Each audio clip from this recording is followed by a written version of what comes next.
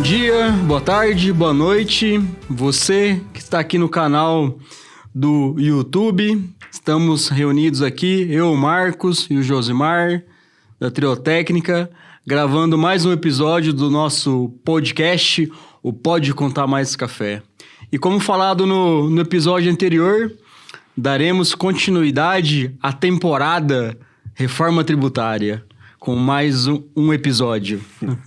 Né? A série infinita. Então, dando continuidade a esse assunto, né?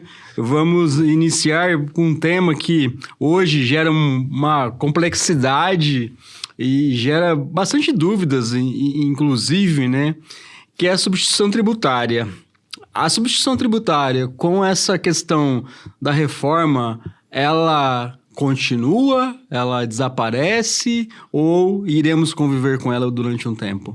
Última resposta. A gente vai conviver com ela, o Estado de São Paulo, que é o que mais, na minha percepção, o que mais tem substituição tributária ainda.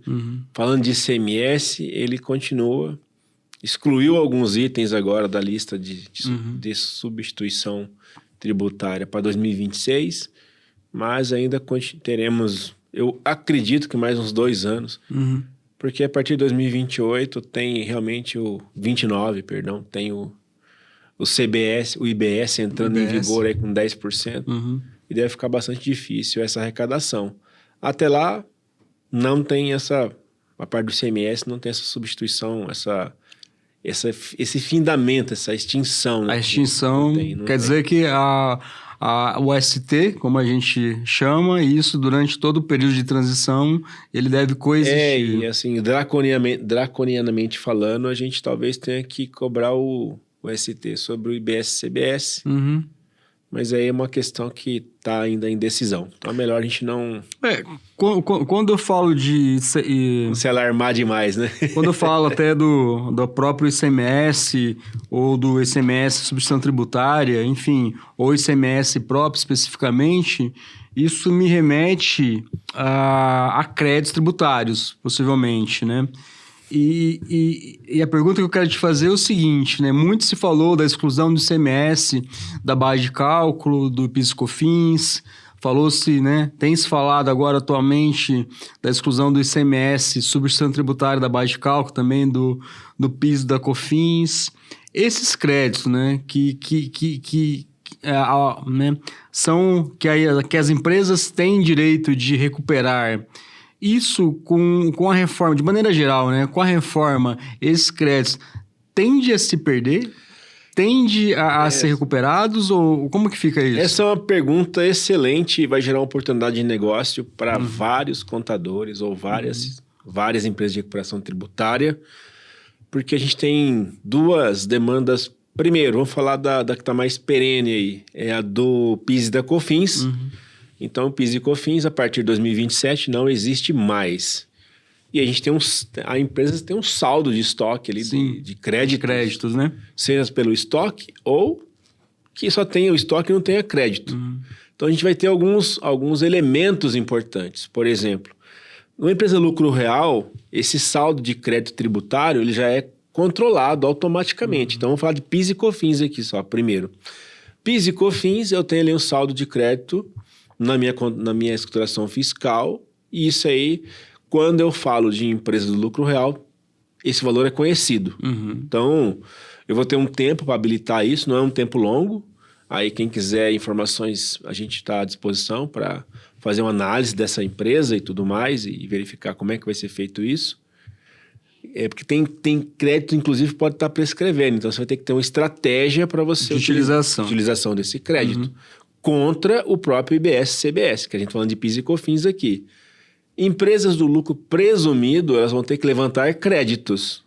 E a gente tem vários tipos de créditos. O crédito do estoque e o crédito também das aquisições, principalmente de imobilizado, vamos chamar assim. E aí hoje a empresa tem 2 formas de pegar esse crédito. E a depender de como ela pega esse crédito, se é da forma imediata, diluída em 48 vezes, ou se ela pega da forma imediata, confundi um pouquinho com o ICMS, se ela pega da forma imediata, ou se ela pega pela depreciação, ela vai ter que, a empresa vai precisar levantar esse crédito e consolidar esse crédito de PIS e COFINS até o primeiro semestre de 2027. Então, essa é a data que se tem. Então, a gente vai ter uma corrida para apurar créditos e levantar isso para poder utilizar durante 2026, para que não corra o risco desses créditos. Já trabalharia aí com 2026, fazendo algumas simulações. 2026 é um prazo final para empresas, por exemplo, agrícolas, que vão poder pegar, de repente, um crédito presumido da operação. Então, eu tinha acesso a empresas aqui que estão todas... Uma empresa, ela estava num regime não muito benéfico e o ano que vem já vai ser lucro real, possivelmente, para poder, em 2027, já entrar pegando crédito das operações dela normalmente.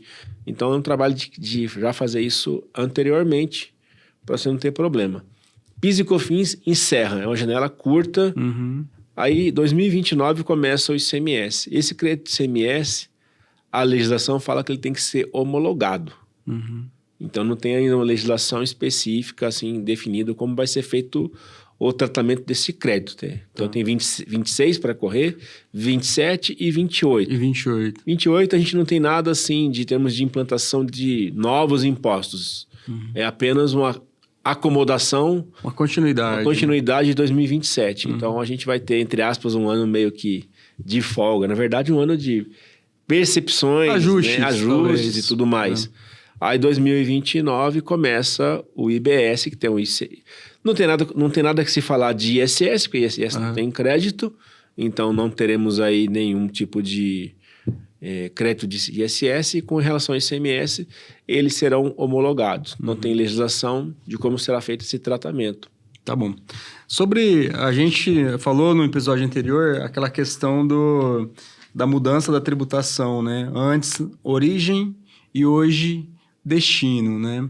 Tem um impacto principalmente na arrecadação dos municípios, né? Que isso seria centralizado, né? E a partir de então, aquilo que era na origem, a partir da reforma vai ser feito no destino.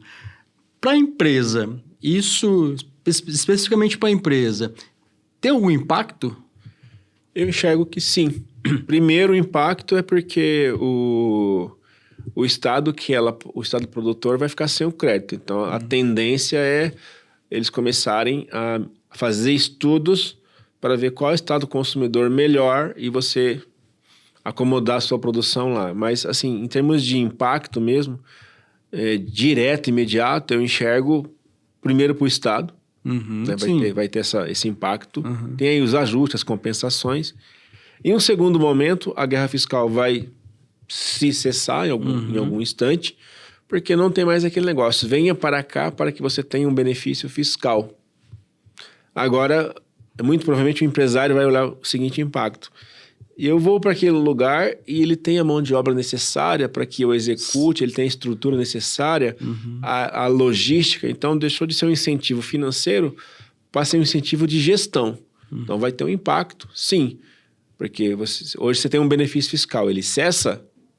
Você está num lugar, está lá na Bahia, com algum tipo de benefício. Pensar numa fábrica de automóveis, sabendo que tem uma fábrica lá. De repente, esse benefício vai cessar por conta do ICMS. E tem um impacto... Tem um impacto ali. Bom, então, estou vendendo para outro estado. Meu ICMS vai para outro... Meu IBS agora vai para o estado do consumidor. Imaginando que o maior estado do consumidor seja São Paulo, região sul, que é naturalmente a região mais desenvolvida, digamos assim. Será que agora compensa eu manter essa fábrica aqui em função da mão de obra e tudo mais, se o meu benefício fiscal não existe mais? Esse vai ser a conta que vai ser feita. Na verdade, o cara vai ter que ter um outro olhar, né? Ele tá, por um lado, ele tem essa... Se ele perder o benefício fiscal, tem um impacto, que é talvez a resposta dessa pergunta. O impacto, perdeu imediatamente, acabou. Acabou. Então, ele tem que encontrar outras alternativas... talvez que minimizem esses impactos, né? E no momento de decidir para onde que eu vou, já que não tenho mais incentivo, eu tenho que priorizar aquilo, dependendo do produto. Você tem uma infra que atenda ele, uma infraestrutura, você tenha uma mão de obra mais qualificada, que isso gera menos retrabalho.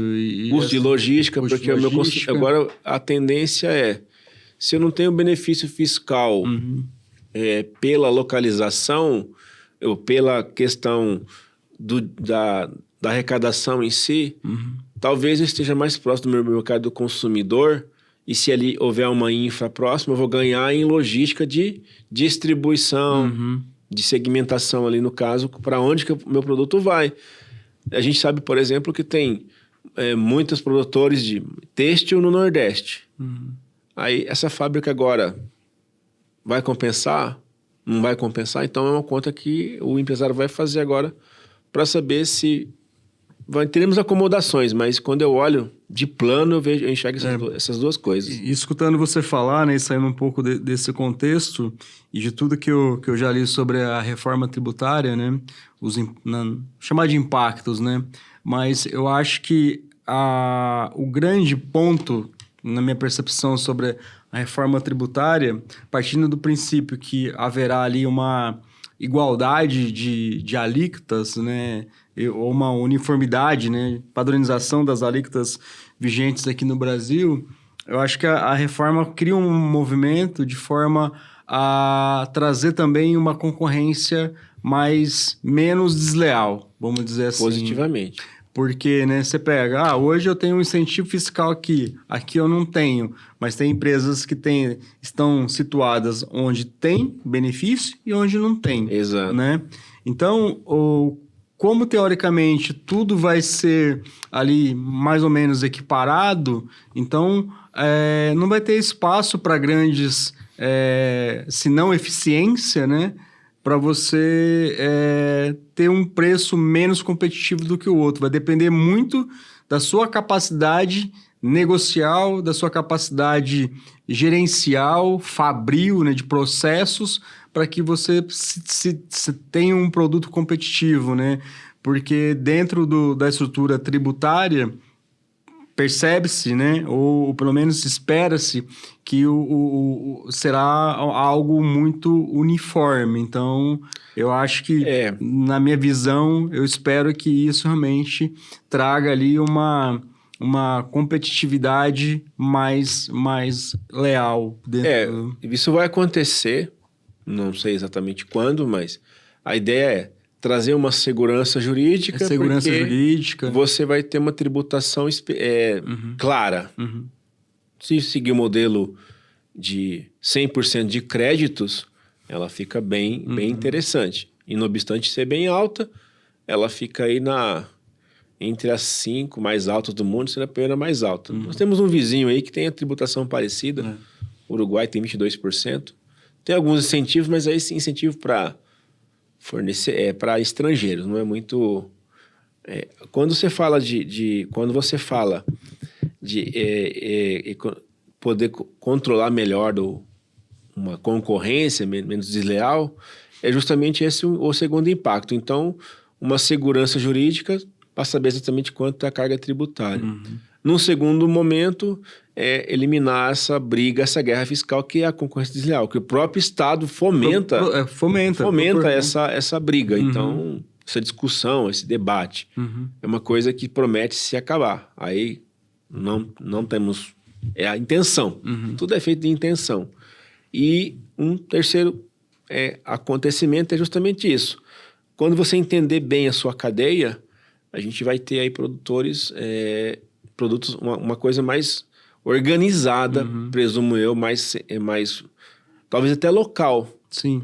Eu vou mudar para um local mais próximo em que eu consiga reduzir o custo. Então, algumas regiões podem receber indústrias que antes não recebiam e vice-versa, em função daquela tipicidade de mão de obra que tem ali dentro. Eu acho que o desenvolvimento, né, ele não será tão concentrado, talvez. Bom, exatamente. No longo prazo, é bem possível que esse desenvolvimento ele seja revisto. Por conta da cadeia. Quanto mais longa a cadeia, mais tendente a ser mais favorecida com créditos.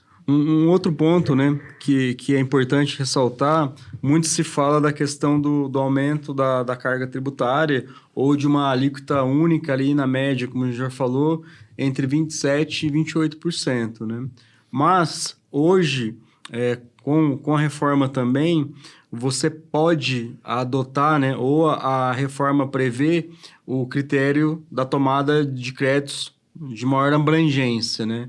Se a gente pegar, por exemplo, no regime atual, do lucro real principalmente, a empresa ela pode tomar crédito somente daquilo que é ligado à sua produção direta. Então, comenta um pouco sobre isso para o pessoal entender, né?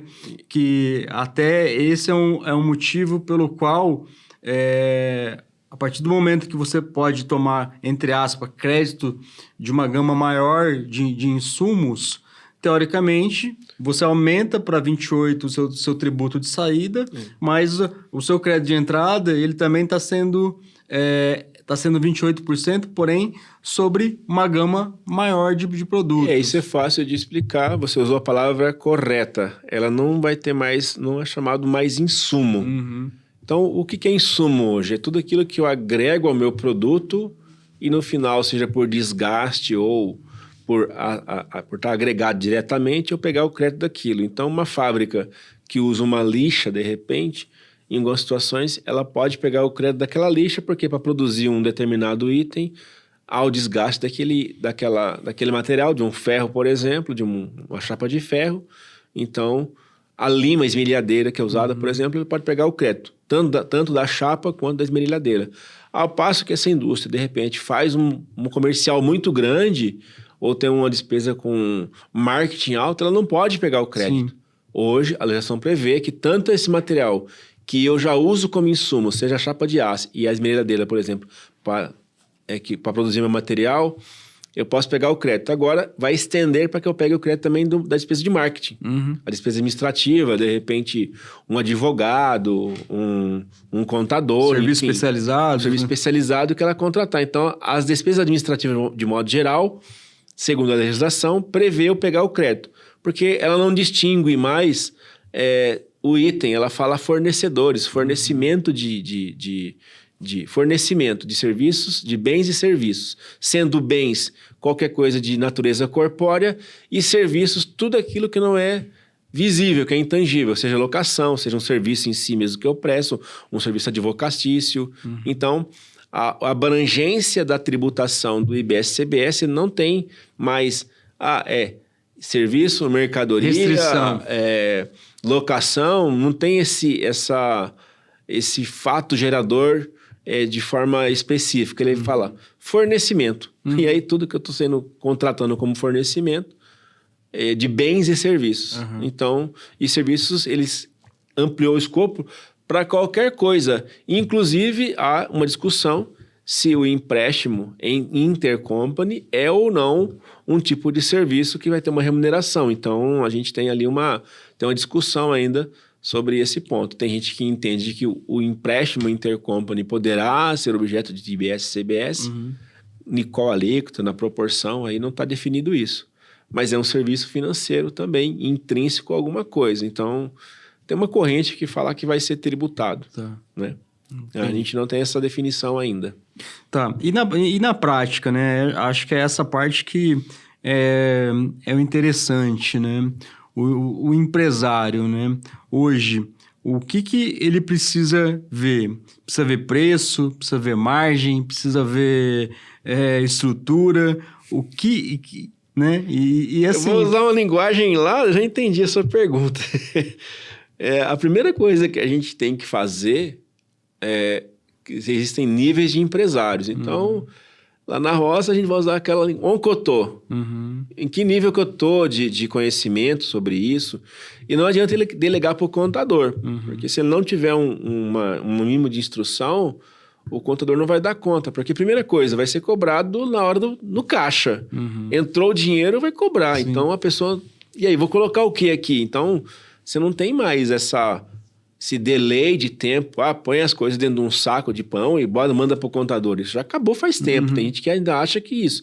Outra coisa, meu extrato tem sigilo bancário, não mando para o contador. Cara, acabou. Se você não mandar, você vai tributar tudo. Simplesmente tudo que entra na sua conta vai ser tributado pelo IBS-CBS, porque você foi negligente com uma operação sua. Se você não sabe aquilo que passa pela sua empresa, sinto muito. Você vai ter que aprender isso agora, porque senão... Então, primeiro momento, onde que eu estou? O empresário mais estruturado, ele vai ter uma assessoria no nível de informação. O empresário que não tem informação nenhuma, que sequer conhece o DRE, ele vai ter outro nível de aprendizado, outro nível de complexidade. É muito possível que esse mais estruturado realmente é um empresário mais avançado.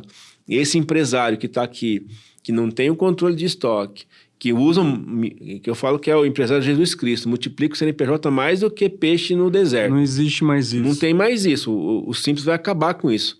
A instrução que saiu agora em setembro vai acabar com isso. O cara que, eu não vou emitir nota, porque todo mundo não emite. Essa desculpa também vai acabar. Então, você tem N coisas aqui.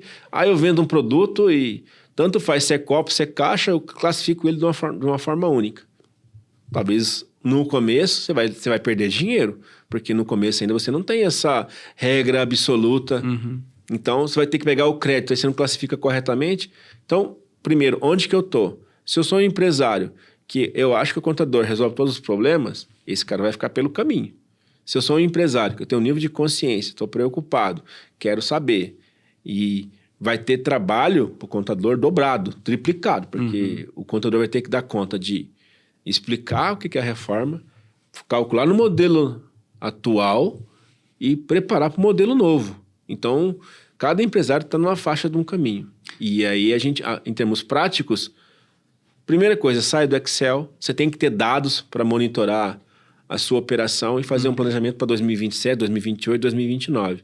Então, vai mudar o perfil do empresário. E em 2027, alguns vão estar pagando pelo caixa. E aí vai acabar também o fluxo de caixa, eu me financiar imposto. Então, eu faço isso, meu fluxo de caixa é apertado, será que eu não tenho que fazer um empréstimo para começar a rever essas questões? Porque aí você vai ter um outro planejamento. Então, onde que eu estou? O que eu sou? E aí, qual é o impacto disso lá na frente? O pequeno empresário vai ter que exatamente fazer isso. B2C, de novo, é uma questão mais tranquila, mas não deve ficar tão menos descansado, não. Porque, de repente, ele tem uma carga de insumo muito alta e não compensa para que ele repasse isso. Entendeu? Então, eu tenho você quer um serviço que pode ser impactado de uma forma bastante interessante? Dermatologia. Dermatologia, ela tem uma carga de insumo, principalmente os profissionais que faz aplicação, nutrologia, e a pessoa sabe do que eu estou falando, tem uma carga de insumo absurda. Será que compensa eu ficar da forma que eu estou hoje, ser do Simples, ou ser um lucro presumido? Porque eu tenho uma carga alta. Apesar de eu prestar um serviço que tem um valor agregado alto, o meu uso de insumos é bastante expressivo. Então, e aí, eu mando para o contador, imagina que eu sou um médico, eu mando para o contador só as notas de faturamento. E o que passou pela minha conta, o que eu transferi, e a reforma tributária, inclusive, tem um aspecto muito importante. Ela, no caso de empresas relacionadas, está lá no artigo 50, para frente ali, eu não gravo todos de cabeça agora. Até me ambientar, vou estar falando mais ou menos a referência. Ele fala de transações com partes relacionadas, então... E aí, parentesco, essas coisas vão ser muito consideradas. Então, termos práticos. Onde que eu estou? Que tipo de empresário que eu sou? É uma análise situacional. 20 perguntinhas e você sabe quem é você na fila do pão da reforma tributária. Entendi. Eu estou perguntando isso porque eu também tenho essa percepção, né? Semana passada eu conversei com uma pessoa e ela está no momento de reestruturação, né? E acredito que a pergunta que eu fiz foi o seguinte: você já parou para pensar ou tem essa percepção de que você precisa estar estruturado por conta da reforma? Pô, não parei para pensar. Então, eu acho que isso não é privilégio só de uma pessoa, isso abrange vários empresários, inclusive, né? E acho que esses empresários é o que se sentirão mais, né? E correndo um risco, inclusive, de comprometimento do negócio, né? Então, estamos aqui na reta final, né, de 2025, a gente fala muito sobre, né, para aquelas empresas um pouco mais estruturadas, de planejamento e tudo mais, a reforma tributária dentro do escopo do planejamento, né, de 2026 das empresas, ela vai ocupar uma cadeira muito de destaque hoje. E você tem que observar isso, de novo, porque muitos negócios correrão o risco de não existir, talvez, é muito forte dizer isso, mas existe esse risco por conta de não estar preparado, porque você tem ali uma confusão patrimonial, o cara tem duas empresas, aí é dinheiro que sai de uma, o funcionário que está numa e presta serviço para outra, aí essa aqui não tem receita, aí manda o dinheiro dessa para essa, e aquela confusão.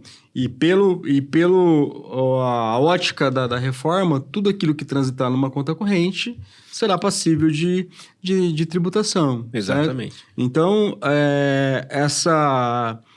eu acho que a palavra de ordem, ou a palavra principal, é igual você falou, são informações sobre negócios, o negócio, dados, organização da estrutura. Tem uma estrutura mínima para saber o que é, né? O que é receita, o que é despesa, o que não é receita decorrente da sua atividade, para você classificar isso de uma outra maneira, para de repente fugir da tributação.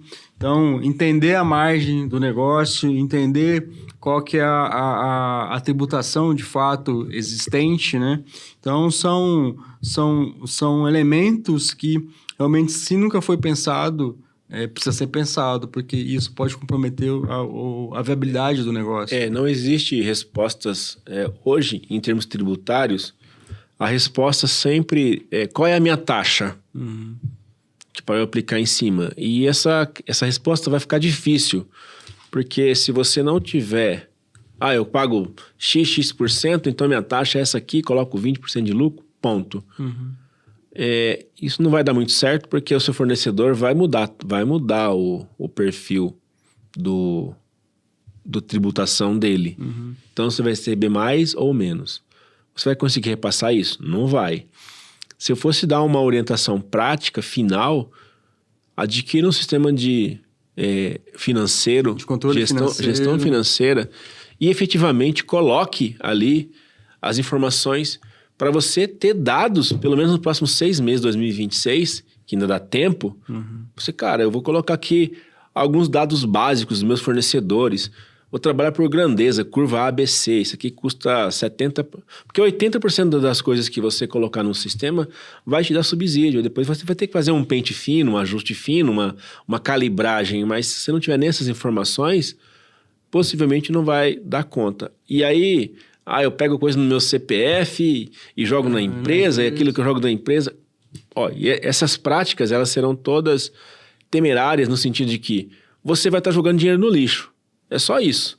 Se eu comprar alguma coisa para minha empresa no meu CPF, eu vou estar jogando dinheiro no lixo, não vou poder utilizar. Então, se eu falar de uma forma muito assim, seca, você está jogando 30% de alguma coisa no lixo porque você não se planejou. As coisas vão mudar desse jeito, para esse nível. Então, eu vou abastecer, hoje ninguém pega nota. E agora? Vai gerar o crédito. Talvez seja não tem mais monofásico. A fábrica não vai ser mais monofásica. A refinaria.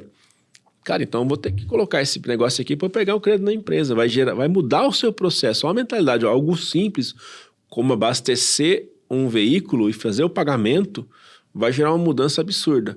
Mas isso aqui representa meu combustível num escritório de contabilidade, como é o nosso, 0,5% do nosso movimento. Não vou olhar para isso agora, para mim não interessa. Poxa, mas eu pago um monte de coisa de 0,5%. Aí já muda. Ou, o meu custo maior é mão de obra e sistemas. Cara, então eu vou olhar para o sistema, eu vou olhar para como é que vai ser o impacto disso. No nosso próprio escritório, a gente tem lá um cliente que paga 1x de honorário. 1.000x, paga 20 mil dinheiros. Esse cara, provavelmente do lucro real, ele vai querer o crédito. E aí eu tenho um cliente, que ele é ali do Simples Nacional, paga 1.000 dinheiros. Olha a diferença. Talvez para quem paga 1.000 dinheiros vai aumentar 30%. Então vai ficar 1.300 dinheiros. Talvez essa pessoa não queira mais ficar no escritório. Sim. Talvez. Se a gente não prestar um bom serviço, ela não precisa realmente... Porque talvez o cara do 1.000 dinheiros também é um cara que tem é um cliente não precisa ali que não precisa do crédito. Então ele vai sair para um escritório que não vai lhe dar o crédito. Vai virar um B2C, né, praticamente. E aí a gente vai ter essas modificações. Sempre olhando para esse lugar. Eu tenho que ter dados. Se você não tiver dados para gerenciar o seu negócio... E aí a gente vai entrar na era da gestão dos dados. A reforma tributária vai fazer o empresário olhar para os dados. De um jeito ou de outro. Quem não olhar para os dados vai estar navegando mais no escuro ainda. Você falou, né, da questão da notinha do posto de combustível, que hoje a gente sabe que muita gente não dá importância. Você chega numa loja, você vai comprar um produto, fala, você quer nota? Ah, não quero nota, coisa do tipo assim. A reforma tributária vai trazer um nível de consciência maior sobre a questão de você exigir sua nota fiscal ou melhor ainda, né?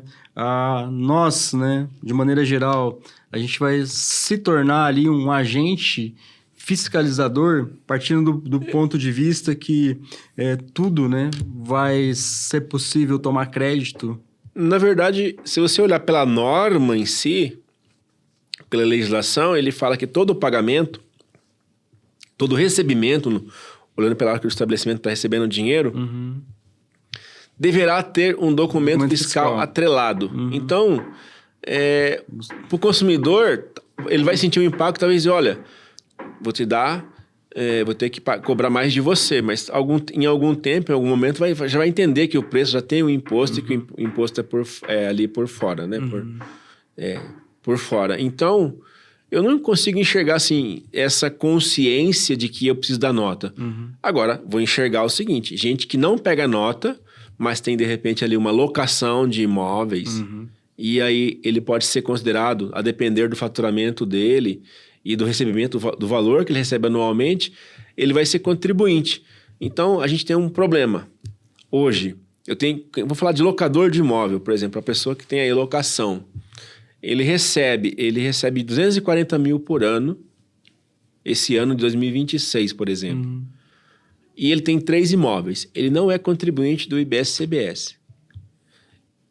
Vamos falar o seguinte, mudar o exemplo. Em 2025 agora, ele recebeu 220 mil reais e tem 3 imóveis. De locação. Se a reforma estiver vigente, ele vai ter uma correção monetária o ano que vem, vamos supor que faz 248 mil reais. Correto. Quando entrar 2027... Em 2026, ele pagou 248 mil reais ele faturou 248 mil reais de aluguel. Correto. Ele continua com os 3 imóveis. Só que se eu olhar para trás, ele passou dos 240 mil. Em 2027, ele vai pagar IBS-CBS. Essa pessoa possivelmente vai querer comprar as coisas relativas à atividade de locação, uma lata de tinta, alguma coisa que ela gastar, e pegar o crédito. Então, talvez ela não tinha essa intenção, e a gente vai ter um nível de consciência que essa pessoa agora, quando pintar, pega nota, quando for no mercado, na loja de material de construção, ela vai pegar a nota. Algumas vão dar por obrigação, mas a gente sabe que tem loja de bairro que não dá.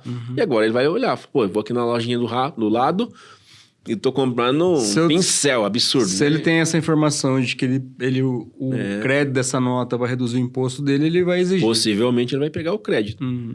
E aí ele vai ter que olhar e segregar isso. Então a gente vai ter essa mudança de hábito, né, do comportamento do contribuinte. Mas ele tem uma consciência fiscal de exigir a nota, eu não enxergo porque a legislação já está forçando o adquirente, né, o beneficiário daquele dinheiro a ter um documento fiscal atrelado. Então, praticamente, estou insistindo, tudo que passar pela conta, não talvez agora para todas as empresas, mas tudo que passar pela conta será objeto de atrelar um documento fiscal. Tanto é verdade que essa semana já saiu, por exemplo, dia 19, dia que foi feriado? Dia 20. Dia 19 saiu uma legislação já na nota técnica, ainda não está em fase de implementação, colocando que os aluguéis, tanto de bens móveis e imóveis, serão objeto de lançamento na nota fiscal de serviços. Então, hoje, a locação não tem uma nota fiscal, você tem um recibo. A partir da implantação do sistema, que em 2026 ainda é teste, você já vai ter um código específico para facilitar o IBS e CBS daquela nota. Bom, mas e aí eu pergunto, será que isso vai ficar restrito somente a quem é contribuinte, ou mesmo eu, que recebo 2 mil de aluguel por mês, não tenha que emitir aquela nota? Porque o governo vai fazer o seguinte, vai cobrar para efeito de imposto de renda, ele vai centralizar, recebeu o aluguel, vai ter que colocar ali o valor recebido e o dado da locação. Então, olha o cruzamento aqui. A gente teve de um lado, de uma ponta, um cadastro de imóveis brasileiros. Quem vai mandar isso? Brasileiro. É o cartório e a prefeitura. Vai dar um CPF para o seu imóvel. Do outro lado, ele está colocando o seguinte, olha, vincular. Tem uma nota fiscal aqui que eu vou ter que colocar o endereço, o dado do imóvel. Vai? Qual é o dado do imóvel que eu vou colocar? Possivelmente que a prefeitura colocou. Então, vai vincular Josimar com esse cadastro que a prefeitura fez. E vai demandar no imposto de renda. Obviamente, também para o IBS e CBS. Para você ver o nível de amarração que está acontecendo com as coisas. Tá bom. Bom, dando sequência aqui no nosso episódio sobre a reforma tributária, o nosso segundo episódio sobre a reforma tributária. E para finalizar, uma última pergunta, já que esse tema irá se estender para o próximo episódio. Hoje, né, muito se conta as empresas com apoio de contadores, de advogados, né, seja ali para um planejamento tributário, seja para uma consultoria. O papel hoje do contador, principalmente, e do advogado ali, com a reforma tributária, ele tem mais relevância ou ele deixará de ter um papel relevante assim na vida das empresas? Bom, num primeiro momento, a reforma tributária é a vez dos contadores e advogados. Então, a empresa que tiver melhor organizada, tem times trabalhando já há anos aí nesse projeto, empresas grandes. As pequenas e as menores começaram a olhar para isso aí há 2 anos, 1 ano, vamos falar 1 ano, quando saiu a legislação definitiva aí em janeiro. Então, tem gente já acompanhando o processo há algum tempo. Mas é o momento, sim. Uns vão ficar pelo caminho. A gente, tem gente que... As conversas que a gente participa, que 30% do mercado de contabilidade deve se extinguir aí, porque o contador definitivamente vai assumir uma posição consultiva. Muito trabalho agora, muita demanda, pouca gente no mercado especializada na reforma. Tem contador ainda na época da negação, tem profissional, na verdade, não só contabilidade. Não vai acontecer, não vai dar. Bom, todo dia está acontecendo alguma coisa e está caminhando a passos consistentes, né? Não diria que é largo, mas sempre está tendo alguma coisa constante. Então, semana passada foi a nota fiscal sobre locação. Hoje já saiu aí, na sexta-feira, na verdade, saiu a lei 12.565, que fala de você atualizar os seus imóveis e também, olha só, ela está falando o seguinte, que tudo na sua declaração, pessoa física, tá? Porque a reforma tributária, ela define como contribuinte de IBS e CBS qualquer pessoa física ou jurídica. E aí tem algumas exceções ali para coisas de consumo, mas vamos falar que, no modo geral, o que saiu aqui na sexta-feira, dia 21? Que saiu uma possibilidade de você atualizar seus bens na declaração e você trazer os bens pagando uma multa reduzida das suas omissões. Quando o governo faz isso, na verdade, ele já sabe o que você tem. Tanto é que, por exemplo, em 2024 saiu uma notícia na Receita Federal que, salvo engano, 24 mil pessoas omitiram nas suas declarações criptomoedas. Dessa base dava 1 bilhão, salvo engano meu, de valor de declarações, de valor omitido. Com base em 31 de dezembro de 2022. Então, ela soltou uma notícia em 24, que de 22 ela sabia que tinha gente omitindo criptomoedas. Desse valor de cripto, pelo menos 50% era 0,05 valor do Bitcoin, que é o mais conhecido. Uhum. Então, essa moeda mais conhecida, o BTC aí, que dava, em média, R$12.000 de omissão. Então, ela sabia que 12 mil pessoas omitiram algum valor na sua declaração. E agora, sexta-feira, saiu exatamente isso. Olha, se você tem alguma coisa na sua declaração, se você quiser regularizar por alguma coisa, estou te dando a oportunidade. Ela está pedindo para você se confessar, porque senão ela vai cobrar de uma forma mais danosa. É uma autoconfissão. Autoconfissão. Então, não tem como você falar que a reforma não avançou. Em 2 dias, saiu 2 coisas totalmente, entre aspas, aleatórias, que se comunicam. Uhum. Então, não tem como escapar da reforma tributária. Então... Aí o contador que não souber disso vai ficar pelo caminho. Assim como o empresário, como o advogado, todo mundo que negar não vai ficar, não vai sobreviver. Então, hoje, o papel do advogado e do contador, principalmente dentro das organizações, ele passa a ter um papel muito mais estratégico hoje. Com certeza. Quando a reforma passar, aí a gente vai voltar para aquilo que a gente realmente... A função primeira da nossa atividade, que é planejar a riqueza, a economia, gerar relatórios para tomar decisão, vai virar um gerenciador de saldos, de créditos, compliance. Gestor de compliance. Gestor. Realmente aí, acabando a reforma tributária e implantando esse tipo de produto, esse tipo de tributação, é muito possível que aí o contador vai exercer aquela função que realmente a gente estudou na academia, né? Que é muito mais nobre do que ficar gerenciando tributos. A gente foi abduzido aí pelo sistema de tributos durante muito tempo e eu acredito que agora a gente vai ser libertado, a gente vai ter alforria. Muito bom, Josimar. Então, esse foi o nosso segundo episódio sobre o tema reforma tributária. Nos vemos no próximo episódio dando continuidade ao assunto. Você que nos acompanhou até aqui, clica no sininho, siga-nos nas redes sociais, deixe seu like e aguarde o próximo episódio. Até logo! Seja bem-vindo ao nosso podcast, um bate-papo descontraído com muita informação de qualidade. Esse é nosso podcast, Pode Conta Mais Café.